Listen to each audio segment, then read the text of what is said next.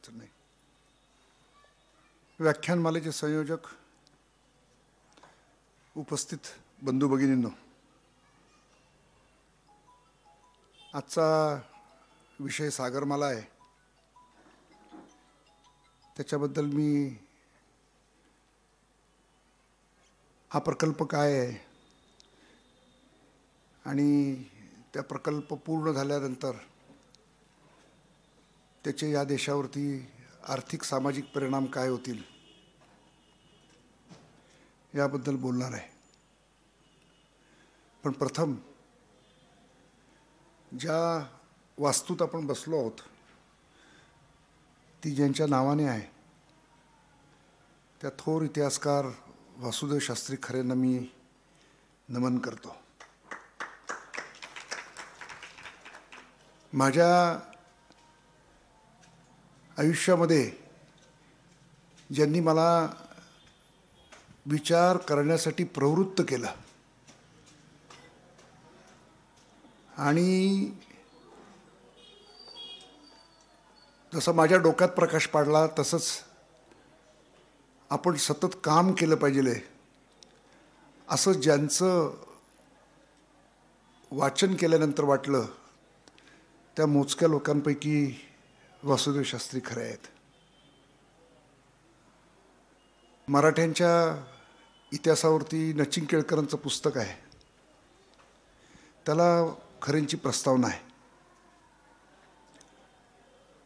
त्या प्रस्तावनेमध्ये मराठ्यांचं राज्य का बुडालं, मराठी असं म्हणतो त्यावेळेला कुठल्या एका जातीच्या दृष्टिकोनातून म्हणत नाही तर मराठी राज्य या दृष्टिकोनातून बोलतो आहे. तर ते असं म्हणतात की इतिहासाच्या प्रवाहात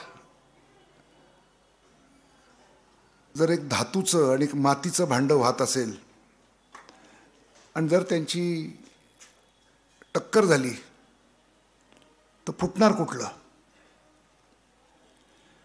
त्यामुळं या इंग्रज मराठी संघर्षामध्ये आपला पराभव हा एका अर्थाने अटळ होता आणि तो तसं होण्याचं कारण जसं इंग्रज आजूबाजूच्या परिस्थितीपासून शिकत शिकत बदलत गेले तसं आम्ही शिकलो नाही. ज्या मराठ्यांच्या नावावरती 18वं शतक आहे, ज्याला आपण मराठा सेंच्युरी म्हणतो,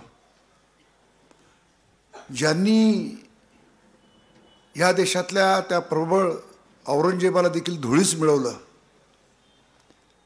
इतकं सगळं पराक्रम सगळं काही असून सुद्धा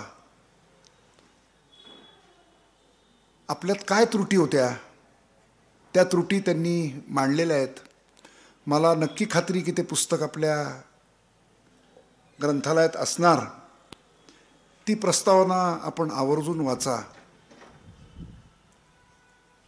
आणि हा जो सगळा प्रयत्न चालू आहे आपल्या देशामध्ये तो ह्या सगळ्या त्रुटी भरून काढण्यासाठीच आहे.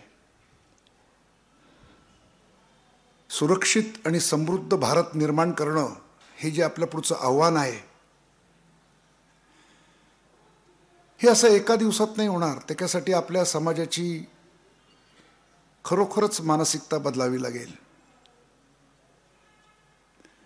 खऱ्यांच्याच भाषेत म्हणजे तो जो शेवटी पराभव जो दिसतोय त्याची मुळं फार मागं जातात.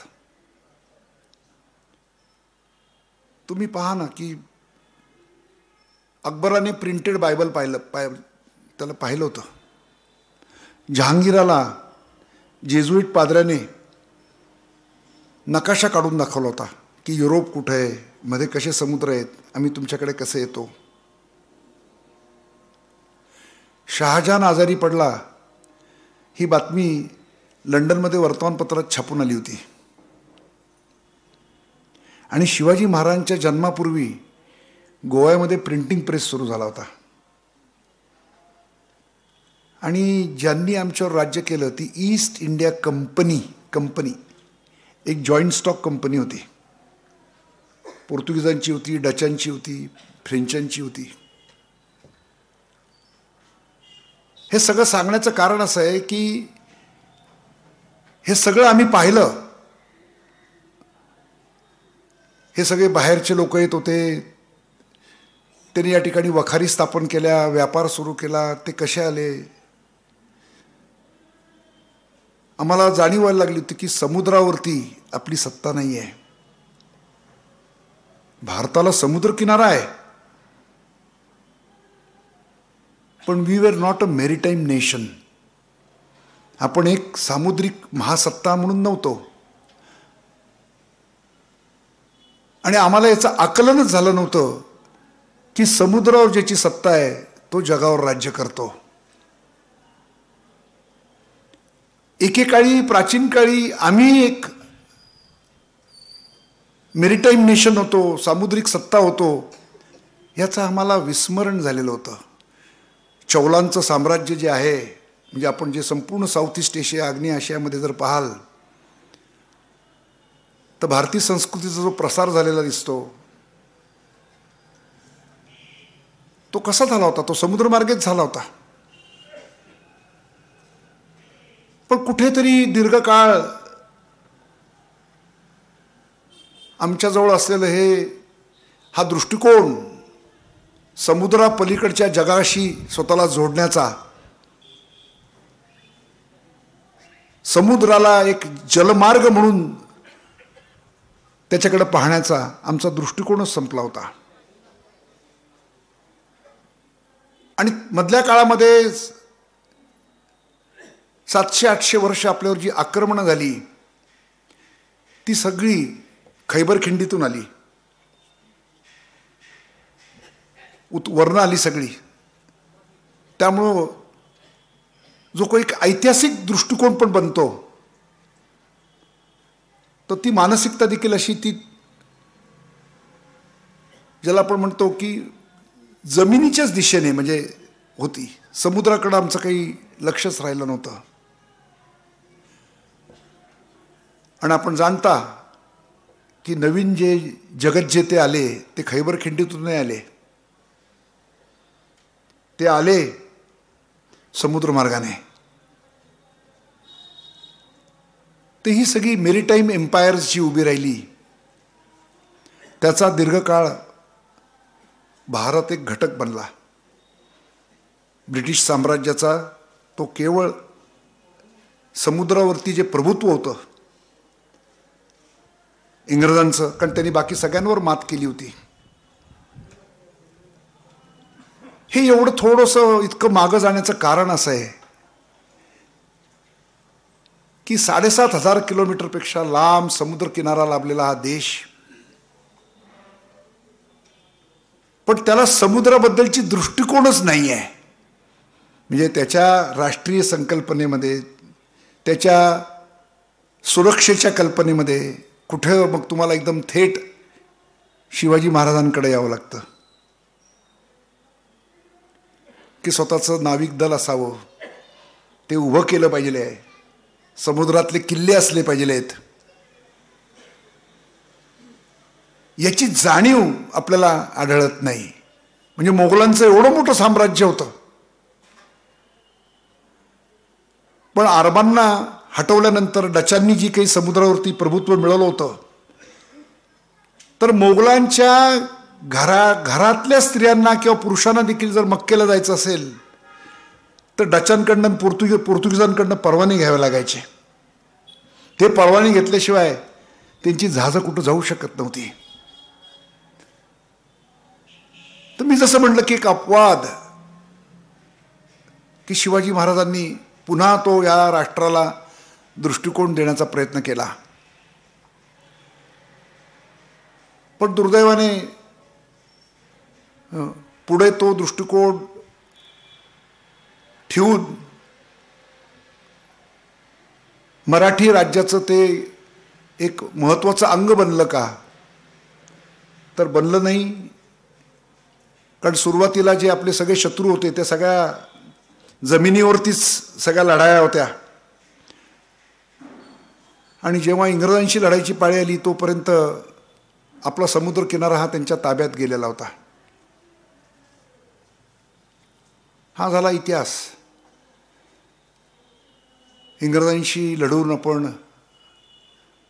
स्वराज्य मिळवलं आणि त्या 100 वर्षात 150 वर्षापैकी साधारणपणाने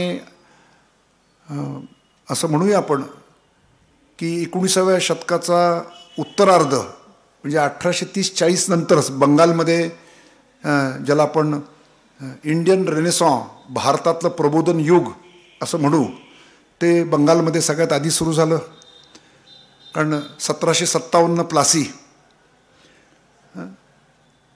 आणि मग मुंबई प्रांत, मद्रास प्रांत आणि संपूर्ण देशावरती त्यांचं राज्य आल्यानंतर एका अत्यंत प्रगत अशा संस्कृतीशी आपला जो काही जितजेते संबंध आला असेल ते काही आपल्या प्रबोधनासाठी इथं आले नव्हते, पण त्यांच्या निमित्ताने जगातल्या एका त्या काळामध्ये सर्व क्षेत्रामध्ये अग्रेसर असणाऱ्या अशा एका संस्कृतीशी आपला संबंध आला. त्यामुळे इथे अनेक गोष्टी सुरू झाल्या, ज्या गोष्टींमध्ये शाळा आल्या, कॉलेज आले, युनिव्हर्सिटीज आली, सर्व नवीन विज्ञान विषय आले, कायद्याचं राज्य आलं, सिव्हिल क्रिमिनल कोड आलं, एक ज्युडिशियल सिस्टीम इथं उभी राहिली, रोड रेल्वे आली. म्हणजे इंग्रजांचं राज्य येण्यापूर्वी भारतामध्ये ज्याला आपण रस्ता म्हणावा काटेकोर व्याख्येप्रमाणे की ज्याच्यावरून वाहन जाऊ शकेल असा एकमेव रस्ता होता तो दिल्ली ते आग्रा कॉबलस्टोनचा, एकमेव. बाकी सर्व या देशामध्ये जी काही दळणवळण होतं किंवा लष्करी हालचाली होत्या त्या सगळ्या जनावराच्या पाठीवरती. म्हणजे आपण तरी घोड्यावर बसायचं किंवा सामान तरी घोड्यावरती ठेवायचं किंवा गाढवावर ठेवायचं, केचरांवरती. वाहन जाईल अशी स्थिती नव्हती. त्यामुळे तुम्ही जर 19व्या शतकातले, तुमच्याकडे आहेत का नाही मला माहीत नाहीत, पण फॅमिन कमिशनचे जर रिपोर्ट पाहिले तर ह्या देशामध्ये एका बाजूला दुष्काळ पडायचा, दुसऱ्या बाजूला भरपूर धान्य असायचं, पण न्यायचं कसं इकडून तिकडे, लाखाने माणसं मरायची. पण हे रस्ते सुरू झाले, धरणं बांधली गेली, अनेक गोष्टी आल्या. त्याचबरोबर इंग्रजांनी स्वतःच्यासाठी म्हणून ह्या देशावरती आपलं प्रभुत्व पक्क टिकावं म्हणून ज्या देशात जी बंदरं केली, जी आज आपण ज्याला आता आपण मेजर पोर्ट्स म्हणतो, की जी केंद्र सरकारच्या अखत्यारीत येतात, मग कलकत्ता असेल, चेन्नई असेल, कोचीन असेल, मुंबई असेल, तर ही जी सगळी बंदरं आहेत ना सगळी, ही सर्व ही त्यांनी उभी केली. त्या काळातल्या अत्याधुनिक तंत्रज्ञानाच्या बळावरती ती बंदरं उभी राहिली. आणि दोन्ही महायुद्धांमध्ये मोठ्या प्रमाणावरती ह्या बंदरांच्या माध्यमातूनच ॲम्युनिशन किंवा मेन, या लोकांना कल्पना नाही आहे की भारताचं योगदान केवढं राहिलं. सिव्हिलियन योगदान तर मी बाजूला ठेवतो, किंवा मटेरियल म्हणजे इथून सामुग्री, धान्य वगैरे या दृष्टिकोनातून, पण ज्याला मेन इन आर्म्स म्हणतो की जे प्रत्यक्ष वर्दीत जे सैन्य लढलं, पहिल्या महायुद्धात 15 लाख, दुसऱ्या महायुद्धात 25 लाख. तर हे सगळेच, ही सगळी ऑर्गनाईज करायला लागणारी जी काही इंडस्ट्रीयल इन्फ्रास्ट्रक्चर आहे, इथं कधीच आपलं म्हणजे मोगलांचं, आता इथं केदार फाळके बसलेत, कुमठेकर बसलेत, मोठे इतिहासकार बसलेत, मी जरा दबकून बोलतो हां, पण मोगलांचं समजा 2 लाख सैन्य असेल तर कधी एक 50,000 घोडेस्वार, 10,000 पायदळ, म्हणजे एका मोहिमेत, म्हणजे अगदी औरंगजेब जरी घेऊन निघाला तर ते संपूर्ण हिंदुस्थानभर विखुरलं असायचं. पण ही तुमची या देशाची औद्योगिक क्रांती होण्यापूर्वीची स्थिती आहे. पण हाच देश एकदा ह्या देशामध्ये इंग्रज आल्यानंतर जी औद्योगिक क्रांती झाली, त्याच्यानंतर ह्या देशाचं रिसोर्स मोबिलायझेशन, मॅनपॉवर मोबिलायझेशनची क्षमता किती वाढली हे दाखवण्यासाठी मी तुम्हाला दाखवलंय. की किती फरक पडू शकतो. भारतात औद्योगिकरण आलं, नवीन प्रकारचं उद्योग व्यवसाय आले, शहर नावाची गोष्ट आली. आपल्याकडे पूर्वी ज्या राजधान्या होत्या ती मोठं गाव, एक छोटं गाव आणि मोठं गाव, पण ज्याला औद्योगिक शहरं म्हणतात, ही केवळ एक जिओग्राफिकल एंटिटी नाही आहे, भौगोलिक संकल्पना नाही आहे. तर हा असा भारत बदलला आणि त्याच वेळेला इथला समाज जागा झाला.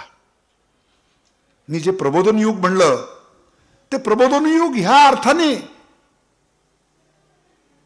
की दीर्घकाळानंतर ह्या समाजात अनेक गोष्टी सुरू झाल्या. त्यातली एक म्हणजे ही वासुदेव शास्त्री खरे वगैरे ची परंपरा, राजवाड्यांची परंपरा, म्हणजे इतिहास की अरे आपलं काय, आपण कोण आहोत, आपले पूर्वज कोण, काय घडलं या देशात पूर्वी, हे इंग्रज आले कुठून, कागदपत्र कुठे आहेत. तर इतिहासाची दृष्टी प्राप्त झाली आपल्याला. असं जीवनाचं एक क्षेत्र नाहीये. सगळा समाज ढवळून निघाला. आगरकरांच्या भाषेमध्ये एक विचार कलह निर्माण झाला. आम्ही स्वतःशीच वाद आणि प्रतिवाद करायला लागलो. हे बरोबर आहे का, चूक आहे का, बालविवाह बरोबर आहे का, विधवांची स्थिती अशी राहिली पाहिजे का, महिलांना शिक्षण दिलं पाहिजे का नाहीये, त्यांना हक्क आहेत का नाहीये, आमचा गावगाडा बरोबर आहे का, अस्पृश्यता बरोबर आहे का, चूक आहे. असं कोणतंही जीवन मूल्य जे आमच्याकडे आलं होतं परंपरेने, आम्ही ते वेगवेगळ्या कसोट्या लावून बघायला लागलो. जे आमच्यात नव्हतं ते आम्ही आणायचा प्रयत्न केला. विवेकानंदांचं घ्या, विवेकानंदांनी काय आणलं, समाजासाठी संन्यस्त होण्याची परंपरा आम्हाला जोडली. तोपर्यंत आमचा दृष्टिकोन व्यक्तिगत मोक्षाचा, म्हणजे आजही आपण कुंभाला गेलो तर वैयक्तिक मोक्षासाठी, बाकी कोणाचं अशी काही नसतं, पण समाजासाठी संन्यस्त व्हायचं. दयानंदांनी काय आणलं, तर जी आमच्याकडे परंपराच नव्हती की गेला तो गेलाच, त्याला स्वधर्मात परत आणायचं असेल, त्याची व्यवस्थाच नव्हती, त्यांनी ते आम्हाला दिलं. प्रार्थना समाजाने, सत्यशोधक समाजाने, असं देशभर कोणी सामाजिक अंगाने, कोणी कोणत्या अंगाने. आता जिथे आपलं सावरकर अध्यासने पुण्यात कर्वे रोडला, त्या कर्वेंच्या नावाने जी संस्था आहे पुण्यात, त्या एका संस्थेत 30,000 मुली शिकतात, म्हणजे KG पासून तर पार इन्स्ट्रुमेंटेशन पर्यंत, इंजिनिअरिंग पर्यंत. तर हा जो सगळा जो बदल घडला समाजामध्ये, हे जे प्रबोधन युग आहे, हा प्रबोधन युगातून आपला आधुनिक भारताला दृष्टी मिळाली. हे मी तुम्हाला एवढं थोडंसं मागं जाऊन का सांगितलं, तर हे सगळं आम्हाला मिळालं आणि आम्ही एका उमेदीने 47 साली स्वतंत्र भारताच्या बद्दल एक आश्वासक दृष्टिकोन बाळगला की कालपर्यंत आम्ही जे मागं राहिलो त्याला कारण ही गुलामी होती आणि इंग्रजांनी इथं राज्य केलं ते आमच्या शोषणासाठी केलं.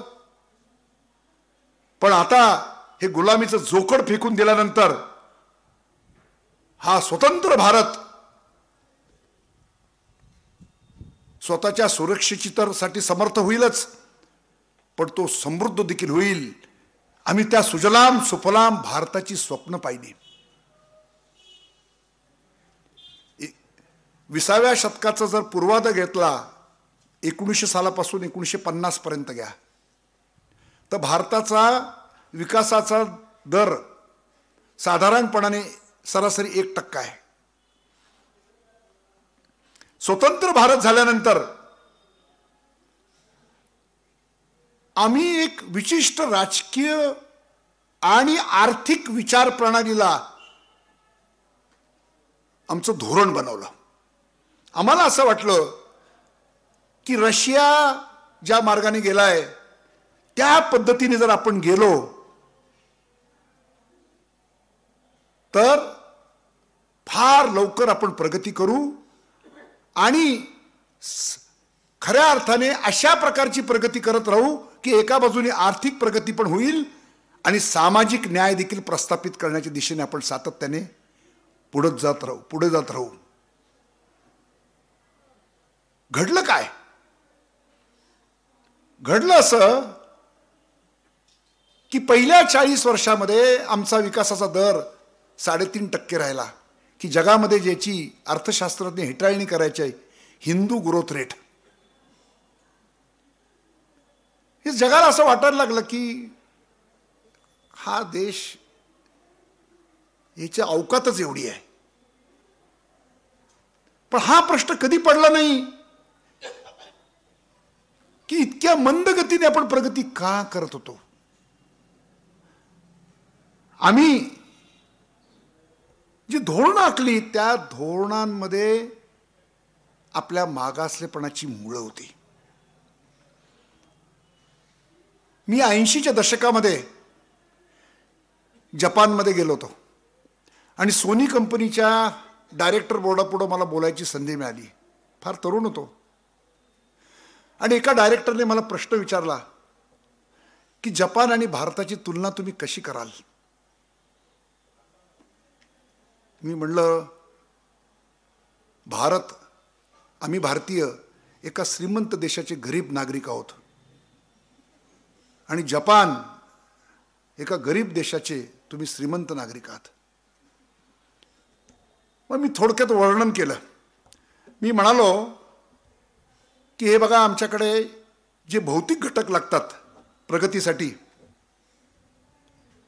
लागवड योग्य जमीन, जगामधल्या अगदी फार थोडे देश आहेत की ज्यांच्याकडे लागवड योग्य जमीन, म्हणजे भूपृष्ठाच्या दृष्टीने मोठे असतील ते, रशिया, चीन सुद्धा, पण ज्याला आपण लागवड योग्य जमीन म्हणतो त्यात भारताचं स्थान फार वर आहे. पाणी, मॉन्सून सारखी व्यवस्था, खनिज संपत्ती, सगळं काही आहे. जपानकडे काय, एक ज्वालामुखीच्या खडकात एक टिचभर देश. कोणत्याही प्रकारचे भौतिक घटक जे समृद्धीला लागतात आर्थिक प्रगतीला नाही आहेत, पूर्ण अभाव. असं असून म्हणलं तुम्ही जगाची संपत्ती कशी खेचून आणलीत, तर तुमच्याकडे जो एकमेव रिसोर्स आहे ह्युमन रिसोर्स, तुम्ही त्याच्यामध्ये इतकी गुंतवणूक केली चांगली की तुमच्या माणसांना तुम्ही इतके अव्वल दर्जाचे बनवलं की सगळ्या जगाची संपत्ती जपानी माणसाने जपानसाठी खेचून आणली. आणि आमच्या देशात मात्र माणूस मातीमोल आहे. बाकी सगळ्याला किंमत आहे, रिअल इस्टेटला किंमत आहे, गाडीला किंमत आहे, दुनियादारीला किंमत आहे. तर आमचं संपूर्ण धोरण चुकलं. इंग्रजांनी जे काही कारखाने काढले होते BSc, BCom, BAचे, ते कारखाने आत्ता 21व्या शतकात चालू आहेत. भारतामध्ये अनएम्प्लॉयमेंटचा प्रॉब्लेम नाहीये, अनएम्प्लॉयबिलिटीचा प्रॉब्लेम आहे. जे मिळालंय ते बेकार आहे शिक्षण, त्याचा बाहेरच्या जगाशी, जगाला जी गरज आहे त्याच्याशी काही संबंध नाही आहे. तरी आम्ही स्वतंत्र भारत झाल्यानंतर आमचं शैक्षणिक धोरण बदलायला पाहिजे होतं. आमची आर्थिक धोरणं तर इतकी चुकीची, म्हणून मी उदाहरण दिलं त्या माझ्या भाषणात. ते इतकं पटलं कारण त्याच्यानंतर मी पेपर लिहिला, या विषयावरती प्रबंध लिहिला आणि तो भारतीय जनता पार्टीच्या केंद्रीय समितीला सादर केला.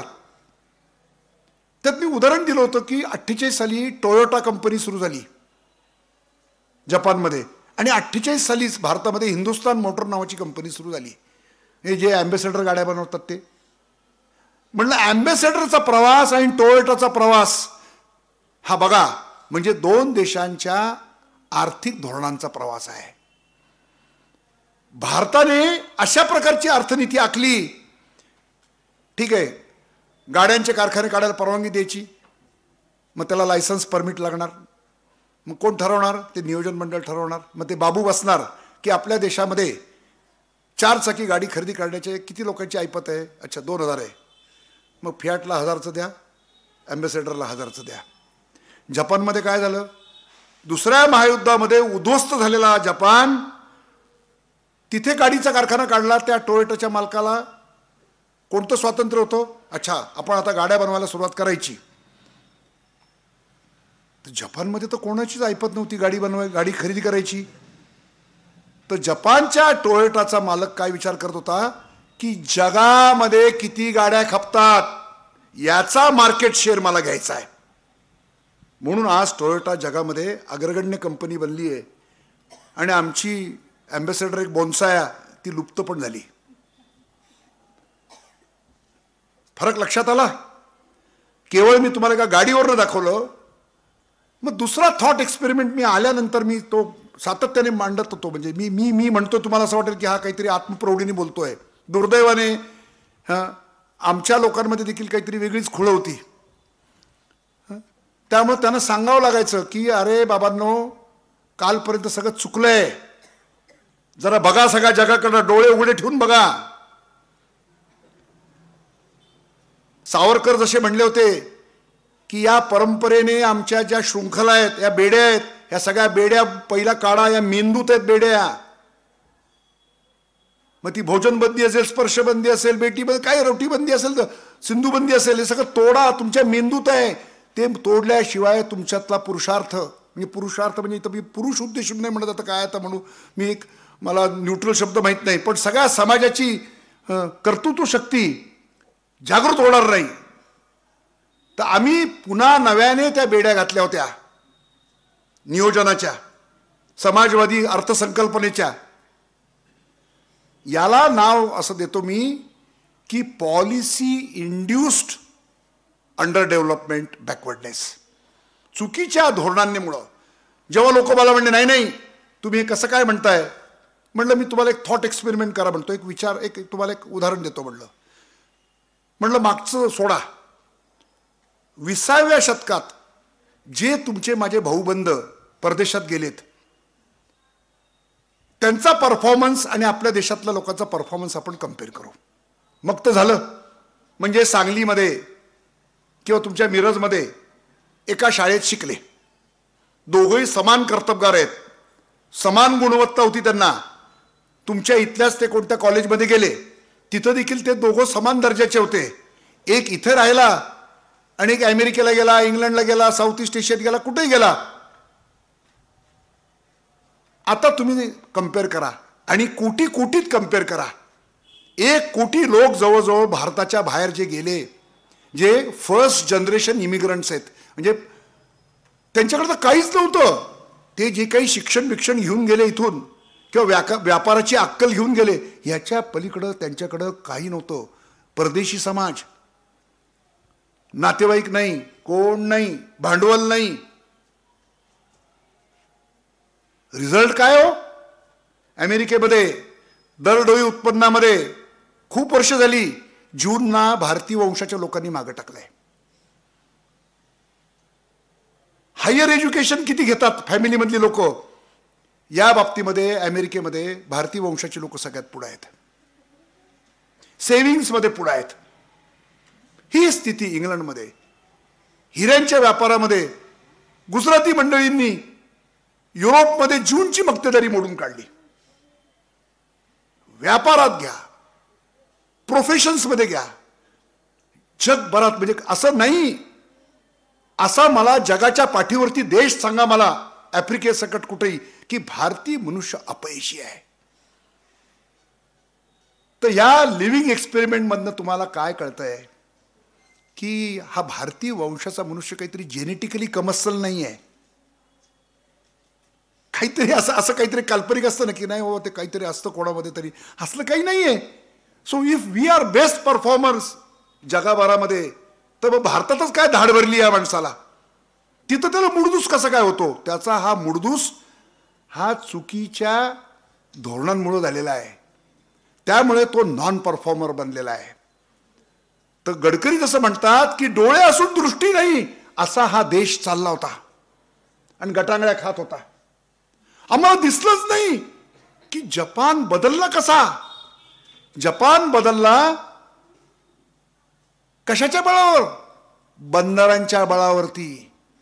Port led development. जपानने जगाबरोबर, जपान तर एक बेट आहे, तर सगळ्या जगाशी व्यापार करून एवढा श्रीमंत झाला. ते कुठून? बेट, त्याचं बंदर विकास, म्हणजे बंदरांच्या माध्यमातून त्यांनी ते केलं. आम्ही शिकलो होतो का? आमच्यावर इंग्रजांनी एवढे वर्ष राज्य करून आम्हाला अक्कल नाही आली की अरे हे एक मॅरिटाईम नेशन होते, त्यांनी ते आपल्यावरती राज्य केलंय. आम्हाला स्वतःच्या अनुभवातून नाही शिकलं, पण पलीकडे जपान बदललेला दिसतोय. बघता बघता एक एक एशियन सक्सेस स्टोरीज यायला लागल्या. तो तैवान, तो सिंगापूर, एकेकाळचा दलदलीचा प्रदेश, टिस्बर देश, तो साऊथ कोरिया, केवढासा देश. भारत स्वतंत्र झाला तेव्हा तो किती मागे होता आपल्या. म्हणजे वस्तुस्थिती अशी आहे, दाखवून दिले अर्थशास्त्रज्ञांनी की इंग्रजांनी हा देश जेव्हा सोडला त्यावेळेला या देशामध्ये जे इंडस्ट्रियल नेटवर्क होतं, तर इतर आशियातल्या कोणत्याही देशाच्या पुढं त्यावेळेला होतो. चीन नुकताच सिव्हिल वॉरमधनं बाहेर येत होता, डिस्ट्रॉइड, म्हणजे because of second world war आणि सिव्हिल वॉर. Japan destroyed. बाकीचं तर साऊथ ईस्ट एशियाची काही वाट लागलेली होती, आफ्रिकेची तर काही कुठं नव्हती, लॅटिन अमेरिका नाही, फक्त भारताकडं ती ताकद होती ॲज अ लॉन्चिंग पॅड. पण आम्ही भलतंच काहीतरी करून बसलो. तो कोरिया कुठं गेला, पुढं तो थायलंड, तो इंडोनेशिया, काय ते देश किती छोटे. आणि 70च्या दशकामध्ये चायनाच्या प्रमुखाला असं वाटलं नाही की सिंगापूर किती टिस्बर आहे, तर डेंगला असं वाटलं नाही की ली क्वान यू कडे जाऊन मी कसं काय अक्कल शिकू. पण तो गेला की कसं बदलायचंय. आणि या सगळ्या ज्या मी तुम्हाला उदाहरणं दिली, या सगळ्या सक्सेस स्टोरीचा समान धागा काय? Port led development, export oriented policy. कारण या कोणत्याच देशामध्ये अंतर्गत बाजारपेठ एवढी मोठी नव्हती की ज्या बाजारपेठेच्या बळावरती ते विकासाचं सूत्र आखू शकतील. आणि आम्ही एवढी मोठी 12 बंदरं, आणि ज्याला आपण स्टेट ओन म्हणतो त्या आता महाराष्ट्र उदाहरणार्थ 700 किलोमीटरचा किनारा आहे, इतकी बंदर आहेत, एकूण 200 बंदर आहेत. तर जलमार्ग हा राष्ट्राच्या विकासाचा एक महत्वाचा बिंदू आहे. हे आमच्या राष्ट्रीय धोरणातच कुठं नाही की जेव्हा भारताचं स्वातंत्र्यापासून आज तागायत ढोबळमानाने प्रमाण बाय व्हॉल्यूम 90% आपला जो आयात निर्यात आहे जगाबरोबरची ती समुद्रमार्गे आहे. By value 75%. कारण आता ते हे प्रमाण जे काही झालंय, कारण आता अशा अनेक वस्तू आहेत की ज्या तुमच्या इलेक्ट्रॉनिकली एक्सचेंज होतात. म्हणजे आपल्याला हे दिसत नव्हतं का की भारताच्या विकासामध्ये जगाबरोबरचा आयात निर्यात एवढंच नाही, तर हा एवढा 7,500 किलोमीटरचा जो काही आपला समुद्र किनारा लाभलाय, आपल्याकडे ज्या 12 मैल नद्या आहेत, हजारो किलोमीटरचं अंतर्गत जलवाहतुकीची आपण वापर करू शकतो. हा दृष्टिकोनच आमचा डेव्हलप झाला नाही. आम्ही थोडं थोडं करत राहिलो, काय थोडीशी काहीतरी सुधारणा करू वगैरे वगैरे, पण ज्याला आपण ती विजन म्हणतो, ती दृष्टी, ती दुर्दैवाने आम्हाला आली नाही. इन्फ्रास्ट्रक्चरच्या बाबतीमध्ये प्रचंड गुंतवणूक केली पाहिजे, हे पहिल्यांदा वाजपेयी सरकारच्या काळात घडलं. ज्यावेळी मी पण एक खासदार होतो, मी साक्षीदार आहे त्याचा. खऱ्या अर्थाने देशाची आर्थिक धोरणं बदलली ती नरसिंहरावांपासून. एक वेगळं युग सुरू झालं. नरसिंहरावांच्या बाबतीत असं म्हणता येईल की त्यांनी योग्य दिशेने धाडसी पाऊल टाकलं. पण it was out of compulsion. जसं मी आता तुमच्याशी बोलताना म्हणाल की परिस्थिती तशी झाली, देश दिवाळखोरीच्या उंबरठ्यावर उभा राहिला, पण त्यांनी धाडस दाखवलं आणि देशाची धोरणं बदलायला सुरुवात केली. पण वाजपेयींनी मात्र आउट ऑफ कन्व्हिक्शन, म्हणजे हा बदल करायचा आहे, त्याच्या सकारात्मकतेवरती त्यांचा विश्वास बसला होता. आणि म्हणूनच आपण गोल्डन क्वाड्रिलॅटरल, आपण आज जे काही पाहतो, सगळा भारत जोडण्याचा जो प्रचंड मोठा इन्फ्रास्ट्रक्चरचा प्रोग्राम, ग्राम सडक योजना, हे सगळं काम हे वाजपेयींच्या काळात सुरू झालं. पण त्या दृष्टिकोनाचा पूर्ण विकास होण्याच्या आत ते सरकार गेलं. पण असं म्हणता येईल की नरसिंहरावापासून आपण दिशा घेतली होती बरोबर, गती अधूनमधून कमी जास्त होत गेली, कर्तबगार माणसं नाही मिळाली, दृष्टिकोनावरचा विश्वास नसेल, भ्रष्टाचारासारख्या गोष्टी तर आपल्या देशामध्ये आपण पाहतोच. ह्या सगळ्या गोष्टीमुळं काही वेळेला ते झालं. पण जेव्हापासून मोदींचं सरकार आलं आणि 14 साली सरकार आलं आणि 15 साली सागरमाला ही योजना भारत सरकारने हाती घेतली. आणि भले आम्हाला उशीर झालाय, बाकी सर्व देश याच भूमिकेतून, धोरणातून खूप पुढे निघून गेलेत. पण आता उशीर झाला म्हणून खंत करायची का, अत्यंत वेगाने पुढे जायचं. आणि मग जी संधी मिळते की यू कॅन लिव्ह फ्रॉग, म्हणजे मधल्या काळामध्ये लोकांना चाचपडत नवीन गोष्टीकडे जावं लागतं. उशिरा येणाऱ्याला एक ॲडव्हान्टेज असतो जगामध्ये. काय झालं? हां, तर तो उशिरा येणाऱ्याला ॲडव्हान्टेज हा असतो, फायदा हा असतो, ही कॅन लिव्ह फ्रॉग.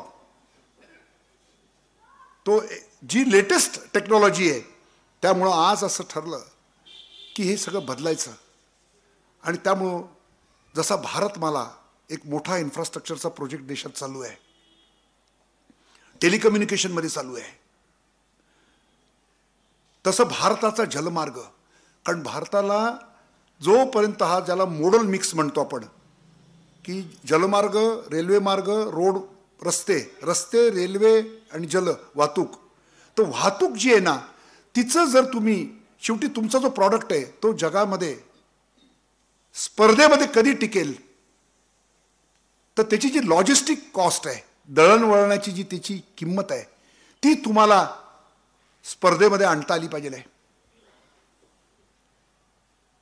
आणि सगळ्यात स्वस्त वाहतुकीचा मार्ग म्हणजे जलमार्ग आहे. प्रदूषणाच्या बाबतीमध्ये देखील सगळ्यात कमी प्रदूषण करणारा जलमार्ग असतो. आणि ज्या देशाला इतक्या नद्या मिळालेल्या आहेत, त्या सगळ्यांचा जर अंतर्गत वाहतुकीसाठी जिथे जिथे शक्य आहे तिथं नदीचा, जलमार्गाचा वापर. सगळ्यात महाग काय, तर रस्त्याने वाहतूक करणं. आणि मध्ये येते रेल्वे. तर जगामधले जे स्पर्धेमध्ये टिकणारे देश आहेत, हा चीन, त्याने लॉजिस्टिक कॉस्ट इतकी खाली आणली. ती कशामुळे खाली आणू शकले ते, तर जलमार्गांचा अत्यंत प्रभावी उपयोग. म्हणजे त्यांनी त्यांच्या कोस्टल याचा केलाच. तर अशा प्रकाराने आपल्या बंदरांचा विकास करणं, त्यांचं आधुनिकीकरण करणं. नंबर 2, देशांतर्गत जलवाहतूक. एवढा मोठा किनारा असून देखील आमची सगळी जी भारताच्या अंतर्गत, म्हणजे आयात निर्यात सोडा, पण भारतातून एखादी वस्तू इकडून तिकडे न्यायची असेल तर मोस्ट प्रिफर्ड काय, रोडने पाठवतात लोक. जालंधरवरून निघाला की तो चेन्नईला जातो. कारण मल्टी, ज्याला आपण म्हणतो की मिक्स करतो ज्या वेळेला आपण, किंवा काही अंतर आपण जलवाहतुकीचं करू, काही रेल्वेने करू, काही रस्त्याने करू, तर स्वाभाविकच ते बरोबर ते जमलं पाहिजे आहे. कारण मला जर पाहिजे असेल की माझा माल पोचला पाहिजे, तर त्याला आपण फर्स्ट माईल आणि लास्ट माईल प्रॉब्लेम म्हणतो लॉजिस्टिक्समधला, की ते वेळेवर गेलं पाहिजे. तर मी काय म्हणेन की नको बाबा, तुझं स्वस्त आहे पण मला वेळेवर पोचवायचं आहे. ते ट्रकने कसं आहे, माझ्या घरला निघाला की मिरजला किशोरच्या घरी पोचणार, खलास, भानगड नाही मध्ये. हे काय कळणार आहे, तो समुद्रातनं गेला कधी, तो तिकडनं किंवा नदीतनं गेला, मग तो रेल्वेने कधी जाणार आहे. तर हे सगळं बाकीचं जगाने केलंय, युरोपने केलंय, अमेरिकेने केलं, जगात सगळीकडे केलेलं आहे की अशा प्रकारचं निरनिळ्या प्रकारच्या वाहतूक मार्गांचं मिक्सिंग करून त्यांनी त्यांची मालाची वाहतुकीची जी कॉस्ट आहे ती खूप खाली आणलेली आहे. आमची नाही आणता आलेली, आपल्याला ती खाली आणली पाहिजे आहे. म्हणून या सगळ्या बंदरांपासून आपले वर्षानुवर्ष पेंडिंग विषय आहेत. म्हणजे काय की आपल्या इथं जहाज लागलं की त्याला जो टर्न अराउंड टाईम असतो, म्हणजे जहाज खाली झालं पाहिजे आणि परत गेलं पाहिजे, तर जगामध्ये सगळ्यात जास्त वेळ कुठं लागणार, भारताच्या बंदरांमध्ये.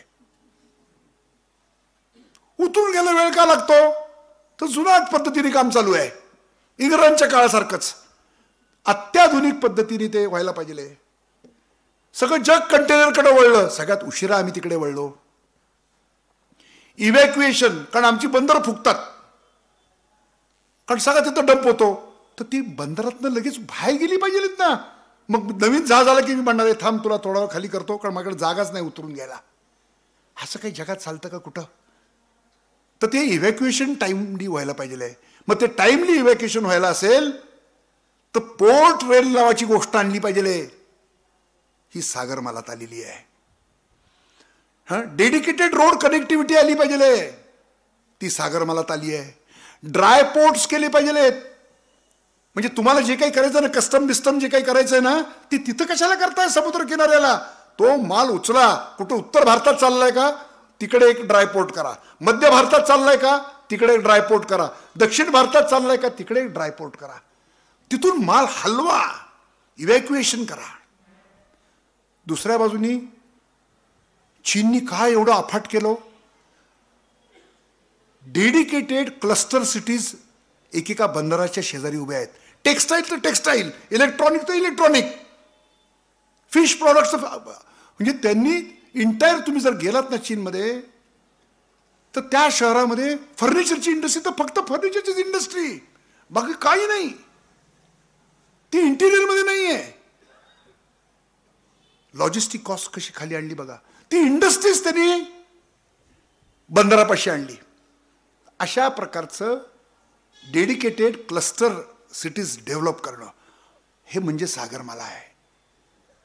सागरमाला म्हणजे काय, ही विजन केवढी बघा, की अनेक प्रकारचे विविध, म्हणजे तुम्ही बघितला की पोर्ट मॉडर्नायझेशन असेल, कनेक्टिव्हिटी असेल, ड्रायपोर्ट्स असतील, लॉजिस्टिकल नेटवर्क कनेक्टचं ते बरोबर जुळलं पाहिजे, नाही तर लोक त्याचा लाभच घेणार नाहीत. आपण आता अनेक ठिकाणी बघतो की आपल्या भारताचा नकाशा डोळ्यासमोर आणा तुम्ही, आखात तयार होतो तर ते पार असं जायचं. अरे पण ह्या पॉईंटपासून ह्या पॉईंटपर्यंत रोरो सर्व्हिस आत्ता पंतप्रधान मोदींनी सुरू केली. अरे तुम्हाला एवढी वर्ष लागतात का? सगळं जग करतंय ना ते. आपल्या कोकणात देखील तीच परिस्थिती आहे. का नाही आम्ही सुरू करू शकत? पॉइंट टू पॉइंट असा वळसा का घातला पाहिजे? तर ह्या छोट्या छोट्या गोष्टी, म्हणजे ज्याला आपण म्हणतो ना की बऱ्याच वेळेला विकास हा गुंतवणुकीमुळे नाही थांबत. मेंदूत प्रकाश पडलेला नसला तर थांबतं सगळं. Poverty of ideas is the source of real poverty. कल्पनेचं दारिद्र्य दुर्दैवाने ते आमच्या एकंदरीतच राजकीय आयडियोलॉजीमध्ये राहिलं. त्यामुळे आम्ही आज भिकार आणि बेकार राहिलो, अनुत्पादक राहिलो. आम्ही इस्रायलकडनं नाही शिकलो की काय टिसबर देश आहे. त्यांची शेतीतली उत्पादकता बघा, त्यांच्या गायी किती दूध देतात बघा. ते काही तुमच्या माझ्यासारखी गायीची पूजा बिजा करत नाहीत. त्यांची गाय कशी काय एवढी दूध देते? तर काहीतरी कधीतरी विचार करणार का नाही आपण? आणि आम्ही स्वतःला सगळ्या म्हणजे आमची अवस्था अशी बरं का झालेली की हा देश इतका कोटी कोटी लोकांचा आपण म्हणतो एका वेळेला की this is a youngest nation on the earth, म्हणजे या पिढीत तरी. पण हे जे आमचं तारुण्य आहे, हा डिव्हिडंड एक डिझास्टर आहे. हे कशावर ठरणार आहे? योग्य निर्णयांवरती. आणि त्याचा सगळं काही सुरू करायच्या आधी लागतं ते बेसिक इन्फ्रास्ट्रक्चर जागी लागतं. शेतकऱ्याच्या मालाला आपण खूप गप्पा मारा की त्याचं व्हॅल्यू ॲडिशन चेनमध्ये तो गेला पाहिजे आहे, त्याचं शेल्फ लाईफ वाढलं पाहिजे. अरे पण जाणार कसा? रस्तेच नसतील तो माल इकडून तिकडे जाणार कसा? तसंच प्रत्येक बाबतीमध्ये जी नासाडी दिसते आम्हाला, आमच्या संपूर्ण समुद्र किनाऱ्यावरती तो सागरमालामध्येच प्रोजेक्ट आहे की आमचं फिशिंगमध्ये 40% माल वाया जातो. म्हणजे कोणता? अहो, जो माल ते बिचारे मच्छीमार कष्ट करून समुद्रात जातात आणि तो पकडून आणतात, पण केवळ बेसिक रेफ्रिजरेशन नाही आहे. मी आतापर्यंत 3 कॉन्फरन्स अरेंजेस केल्या चेअरमन झाल्यापासून की कोल्ड चेन सिस्टीम म्हणजे जिथून पकडलं गेलंय आज जगामध्ये फॅक्टरी लेवलला गेले फिशिंग. म्हणजे त्या ज्या जहाजं असतात ना, ती जहाजच फॅक्टरी असतात. पकडल्यापासून प्रोसेसिंग होऊन पॅकिंग होऊन everything is done on the ship itself. आम्ही का नाही करू शकत? आम्ही बेसिक रेफ्रिजरेशन सिस्टीम नाही आणू शकत? आम्हाला हा दृष्टिकोनच नाही. साधा बेसिक कन्सेप्च्युअल लेवलवरती बघा की आम्ही 40% नासाडी जरी वाचवली तरी राष्ट्रीय उत्पन्नाची किती मोठी भर पडू शकते. Do we have that vision? मी त्या गोष्टीबद्दल बोलतच नाही. जसा आपण नकाशा काढतो भारताचा, आपला नकाशा जिथं भूमी संपते तिथं संपतो. हे खरं आहे का हो? भारताचा खरा नकाशा म्हणजे समुद्रामध्ये 200 नॉटिकल माइल्स पर्यंत भारताची सार्वभौमत्व आहे. That is India. म्हणजे भारत केवढा झाला? म्हणजे फक्त भूमी नाही, जमीन नाही, 200 नॉटिकल माइल पर्यंत समुद्र, त्याच्यावरती फक्त भारताची सर्वस्व मालकी आहे. मग त्याच्यामध्ये येणारी सर्व खनिज संपत्ती, सर्व प्रकारचे फूड साठी आम्हाला लागणारे जे काही लागणार, काय नाही लागणार आहे आम्हाला, वाहतूक, सगळं दुनियादारी. आणि नकाशा केवळ इंग्रजांनी असा केलाय, उलटाच करून बघा ना. पूर्वी जसे आपले जुने नकाशे असे आहेत, इकडे तोंड करा, समुद्राकडे तोंड करून बघा. मग आपली जी बेटं आहेत अंदमान निकोबार, तर आम्हाला किती मोठी डेप्थ दिली बघा सिक्युरिटीच्या दृष्टिकोनातून देखील. आणि तुमचं समुद्रावरची मालकी ठरवण्यासाठी म्हणून मग आपल्याला कुठेतरी विजन येईल. कारण जे डोळ्यासमोर दिसत नाही, आम्हाला जी भारत माता दिसते ती संपते कन्याकुमारी काय पाशी. ही सगळी विजन ही सागरमाला आपल्याला देत आहे.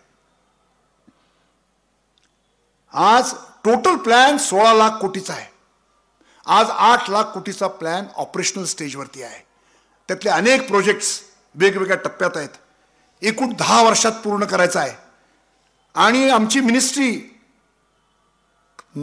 कंटिन्युअसली वेबसाईटवरती यावर्षी गेल्या वर्षी जे प्रोजेक्ट घेतले होते त्यातलं किती काम झालं, आज 2018च्या अखेरीसपर्यंत किती काम झालं, हे इथं माझ्याकडे आहे.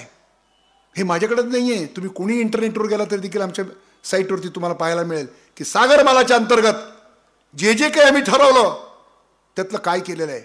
आणि आमचा हेतू आहे की 10 वर्षाच्या आत हे पूर्ण करायचं. आणि गडकरी तर म्हणतात आपण 5-6 वर्षातच संपू. आणि किती महत्वाचं आहे तर ह्या देशाचं GDP हा 2 ते 3% केवळ सागरमाला प्रोजेक्ट पूर्णपणे अंमलात आल्यानंतर होईल. ह्याचा परिणाम काय होईल माहिती का? आज आपण जे 7-7.5% आपली पिन अडकलेली आहे, आपण जर पुढचं 1 दशक जरी 10% सरासरी वेगाने वाढायचं असेल तर भारत खरोखरच 10 वर्षानंतर, म्हणजे इथं बसली जी तरुण पिढी आहे, ही तरुण पिढीच्या काळामध्ये खरोखरच एक वेगळा भारत पाहायला मिळेल. इथून कोणाला जावं असं वाटणार नाही. India will become a destination. कोणती अतिशयोक्ती नाहीये, ही कवी कल्पना नाही राहणार. त्याचं कारण काय होणार आहे ते जे अनेक रोग आज असं आपल्याला दिसत आहेत ना, ह्या सगळ्याचं मूळ कारण कमी वेगाने होणारी प्रगती. तो केक लहान राहिला की मला वाटा पाहिजे, मग तो वाटा मागण्यासाठी मी ते जात पात अमुक तमुक, मग तुझ्या बापाने माझ्या बापावर अन्याय केला होता, मग आत्ता असं हेच करत बसू. कारण तो केकच लहान आहे. तो केक मोठा करा, एवढा मोठा करा की कोणालाच कोणाचा बाप काढायची गरज उरणार नाही, इतिहासाच्या कुबड्या घेण्याची गरज उरणार नाही. या देशामध्ये जर सगळ्यांना त्यांच्या कर्तबगारीप्रमाणे वाव मिळणार असेल, सर्व प्रकारचं जे तंत्रज्ञान जगातनं आणलं पाहिजे ते आणलंच पाहिजे. आजही आमची दृष्टिकोन फार बदललेला नाहीये. म्हणजे प्राचीन काळापासूनचे जे अनेक परदेशी प्रवासी या देशात येऊन गेले, त्यांनी आपल्याबद्दल एक नोंद समान आहे, स्वतःला लई शाणे समजतात ती लोक. सगळ्या जगाचं ज्ञान यांच्याकडे आहे, ह्यांना घेण्यासारखं काही नाही कोणाकडं. कोणताही घ्या, फार ग्रीकांपासून घ्या, कोणापासूनही घ्या, सगळ्यांनी आपल्या पूर्वजांबद्दल हेच उद्गार काढलेले आहेत. आपल्याला कळलंच नाही की लोक पुढं का गेली. अरबांनी आमच्यावरती आक्रमण केलं, अरबांनी आमचे ग्रंथ नेले, आमच्या ग्रंथांचं, संस्कृत ग्रंथांचं त्यांनी अरबी भाषेत भाषांतर केलं. आपले गणिताचे सिद्धांत युरोपात पोचले कोणामुळं? अरबांमुळे पोचले. तुम्हाला असा एक तरी ग्रंथ माहिती का की जगातल्या कोणाचं तरी आहे, आम्हाला वाटलं याच्यात काहीतरी आहे चांगलं, हे आपण आपल्या भाषांमध्ये आणावं, आपल्या देशासाठी आणावं, असा डोळसपणा आमच्याकडे आहे का? तो केवळ ऐतिहासिक रोग नाहीये, तो आमचं जणू काही एक सांस्कृतिक असं कॅरेक्टर बनलं की जे आपण टाकूनच दिलं पाहिजे. त्या हनुमानासारखं केलं पाहिजे. त्याला ते सीतेने इतका तो मौल्यवान हार दिला मोत्याचा, आणि त्याने काय केलं, तो तोडला, एक एक मणी तोंडात घालतोय, फेकून देतोय. ती म्हणली, अरे वेड्या, इतका मौल्यवान हार आहे आणि हे काय करतोयस तू, फेकून काय देतोयस? तो म्हणणं, मी त्यात राम आहे का नाही बघितलं. तसं प्रत्येक गोष्ट आम्ही जी काही करू, आमची उक्ती, आमची कृती, तर ती तथ्यावर आधारित आहे का, ती उपयुक्त आहे का, त्याला कसोटी लावली पाहिजे ना, काहीतरी कशावर तरी घासून पाहिलं पाहिजे ना. वारंवार आम्हाला ज्याच्यामुळे अपयश आलं, तीच धोरणं आम्ही जशी 40 वर्ष चालू ठेवली स्वातंत्र्यानंतर, वी वर रिइन्फोर्सिंग फेल्युअर. अपयश आलं तरी देखील त्याच मार्गाने जायचं, पुन्हा पुन्हा अपयश, तीच चूक करणं, ह्याच्यात शहाणपण कधीच नसतं. पण आम्ही मात्र ती करत राहिलो. पण आता हा देश खरंच बदलतोय. मी असं अधूनमधून कधी इतिहासात गेलो, थोडं मागं गेलो, त्याचं कारण मला हे कोंदण जर दिलं नाही तर सागर मला काय ते कळणारच नाही.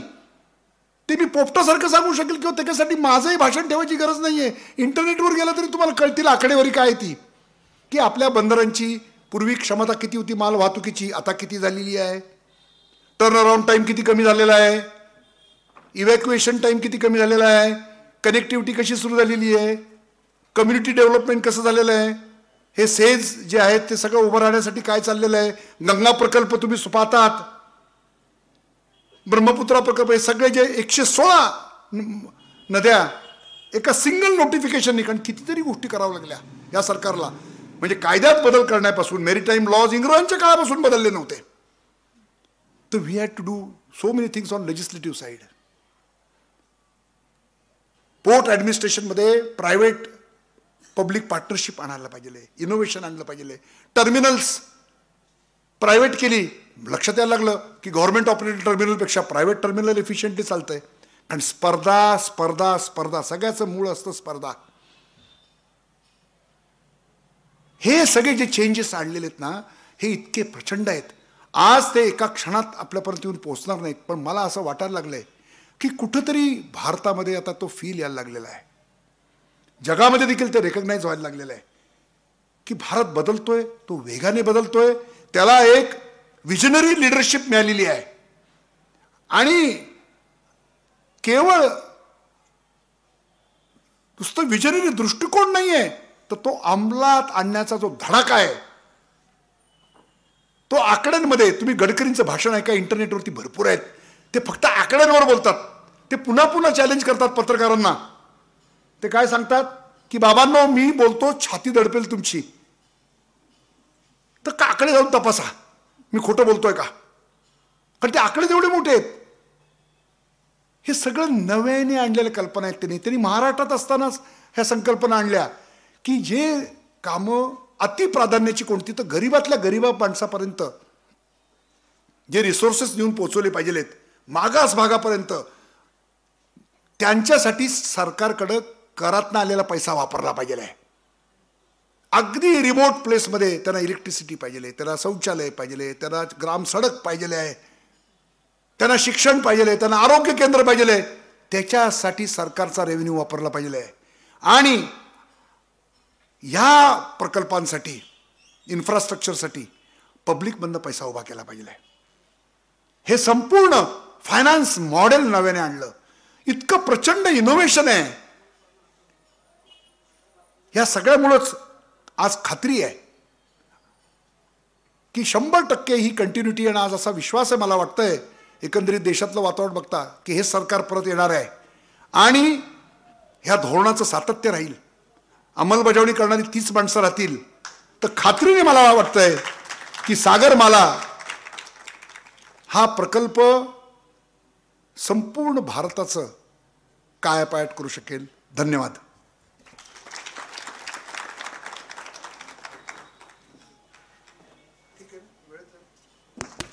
आणखी चालला असतं या विषयाच्या अनुरोधानं नेमके प्रश्न एक 5-10 मिनिटांमध्ये आपण प्रश्नोत्तराचं हे करू, त्यानंतर आभार प्रदर्शन होऊन मग सभास्थान सगळ्यांनी सोडावं. भारत सरकारनं शेती हे आपला भारताचा प्रधान उद्योग आहे. 70% लोक शेतीमध्ये काम करतात आणि शेतकऱ्यांनी उत्पादन केलेल्या मालावर प्रोसेसिंग करायचे कारखाने केंद्र सरकार का चालू करत नाही? ह्या देशातला भ्रष्टाचार, जातीवाद जोपर्यंत नष्ट होत नाही तोपर्यंत हा देश प्रगती करू शकत नाही. ह्याच्याबद्दल बोला. आत्ता काकांनी जे म्हणलं ते इतकं खरं आहे. म्हणजे माझ्या भाषणामध्ये ते मुद्दे स्पर्श करून गेलेत की आपण आपल्या देशामध्ये दर एकरी उत्पादकता जी आहे तिचा जर जगामधल्या प्रगत देशांशी तुलना केली तर ते का असं आहे. नंबर 2, शेवटी मालाला किंमत कधी मिळते हे मी मगाशी माझ्या याच्यात बोललो की शेल्फ लाईफ वाढलं पाहिजे, त्याचं व्हॅल्युएशन वाढलं पाहिजे. हे सगळं होण्याच्या दृष्टिकोनातून त्याचं इन्फ्रास्ट्रक्चर डेव्हलपमेंट झाल्याशिवाय हे जे प्रोसेसिंग इंडस्ट्रीज आहेत ह्या गुंतवणूक करणार नाहीत. कारण याच्यासाठी जी गुंतवणूक येते ती प्रामुख्याने मोठ्या प्रमाणावरती ही प्रायव्हेट सेक्टरमधनं येते. सरकारचं काम हे त्या ठिकाणी खऱ्या अर्थाने इन्फ्रास्ट्रक्चर निर्माण केलं पाहिजे. तो तुमच्या इथला कच्चा माल जो आहे तो कच्चा माल कुठंतरी पोचावा लागतो.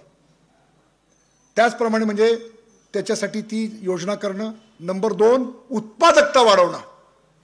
त्याच्यासाठी येणारी जी नवीन नवीन तंत्रज्ञान आहेत ती आपल्या शेतकऱ्यांना उपलब्ध करून दिली पाहिजेत. आणि त्याबद्दल अगदी स्पष्ट, आता उदाहरणार्थ तुम्हाला मी सांगतो की जेनेटिकली मॉडिफाईड फूड ते काय आहे, याला सांस्कृतिक विरोध करून चालणार नाही. विज्ञानातली जी सत्य असतात ती एव्हिडन्स बेस्ड म्हणजे पुराव्याच्या आधाराने खरं खोटं ठरतं. पृथ्वी गोल आहे का सपाट आहे हे श्रद्धेच्या बळावर नाही ठरवता येत. हे आमच्या धर्मग्रंथात सांगितलंय सपाट आहे तर आम्ही सपाटच मानणार. तर अशा प्रकारचा दृष्टिकोन आपल्या देशामध्ये अजूनही तो पुरेसा रुजलेला नाही आहे. पण आत्ता मला जे चित्र दिसतंय ते सगळे प्रश्न आज विचारले जात आहेत. सगळं जग लोकांना दिसतंय. मला वाईट याचं वाटतंय, तुम्ही म्हणलात ते खरं आहे की आमच्या आत्तापर्यंतचे जे नेतृत्व होतं शेतकऱ्यांचीच मुलं होती. आमचे जे मुख्यमंत्री बनले, आमचे जे वरती मंत्री बनले ते जगात हिंडले, पण त्यांना असं का नाही वाटलं की अरे तिकडे बाकीच्या साखर कारखान्यांमध्ये तिथं उत्पादकता किती आहे, आमची किती आहे, त्यांचा कारखान्यांचा साईज काय, आमच्या कारखान्यांचा साईज काय, आमचे म्हणजे लिंबू टिंबू साईज आहेत. दुसरी गोष्ट सगळ्या जगामध्ये बदलत चाललेलं आहे की साखर हे त्याचं प्रधान नाही राहिलेलं आहे घटक. तर त्याचे बाकीचे घटक फार मोठे महत्त्वाचे झालेले आहेत. बायोफ्युएल्सचा जमाना आलेला आहे.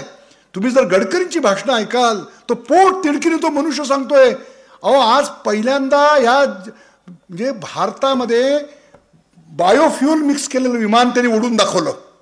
आत्ताच 1 महिनाभरापूर्वी 30% बायोफ्युएल टाकलेलं. शेतकऱ्याला पैसे कधी मिळतील? त्याच्या मालाला, त्याच्यापासून जे जे काही निर्माण होईल त्याच्यापासून एनर्जी निर्माण होते. पण आमच्या कारखान्याने त्याची दखल घेतली का? की कोणतीच गोष्ट वेस्ट नाहीये. ज्याला आपण वेस्ट म्हणतो, गडकरींनी नागपूरमध्ये तयार होणारा मैला तुमच्या आमच्या टॉयलेटमधला, ते मैलाचं पाणी विकून आज ते कॉर्पोरेशनला पैसे मिळवून देत आहेत. कारण ते पाणी प्रायव्हेट इंडस्ट्रीला हवं आहे. त्यांनी सांगितलं तुम्हाला चांगलं पाणी मिळणार नाही, या पाण्यावर प्रोसेस करा आणि पैसे द्या मला. There is no waste. हा दृष्टिकोन आहे बघा काका. जोपर्यंत असा दृष्टिकोन असणारी माणसं येत नाही येत ना, तोपर्यंत आपण हे जे काही प्रश्न पुन्हा पुन्हा अपेक्षा कारण का त्या माणसांना त्यांना का नाही कळलं? जगामध्ये तुम्ही सगळीकडे हिंडलात, मग हे सगळे प्रयोग आपल्याकडे आणले पाहिजेत. आणि हळूहळू तिसरा महत्त्वाचा मुद्दा सांगतो, कारण फार महत्त्वाचा प्रश्न विचारलाय तुम्ही. हळूहळू शेतीवरती अवलंबून असणारा समाज कमी कमी तो होत गेलाय. अख्ख्या जगात कमी झाला आहे. अमेरिकेमध्ये ते प्रमाण 3%चं आहे. ते 3% शेतकरी केवळ अमेरिकेला नाही जगाला खायला घालतील. आज आमची शेती, अजून एक आपला तो सिलिंगचा कायदा, त्याच्या लंगोट्या झाल्यात, सरस निरस पट्ट्या झालेल्या आहेत. म्हणजे पणजोबांच्या काळात किती शेती होती, आजोबाच्या काळात किती होती, बापाच्या काळात किती होती, आणि आत्ता आपल्या काळात त्या लंगोट्या उरल्या आहेत. तर कोणत्या प्रकारचं यांत्रिकीकरणाने ती शेती करता येणार आहे? म्हणजे सगळ्या बाजूनी चुकीचं चाललेलं आहे. तर ही जी सर्व धोरणं आहेत ही सगळी बदली पाहिजेत. जेव्हा तुम्ही त्या पद्धतीने शेतीकडे बघाल तेव्हाच आपल्याला खऱ्या अर्थाने कमी, जसं जसं शहराकडं लोकांचं म्हणजे शेतीवरचा बोजा कमी झाल्याशिवाय आज ही समस्या संपणार नाही.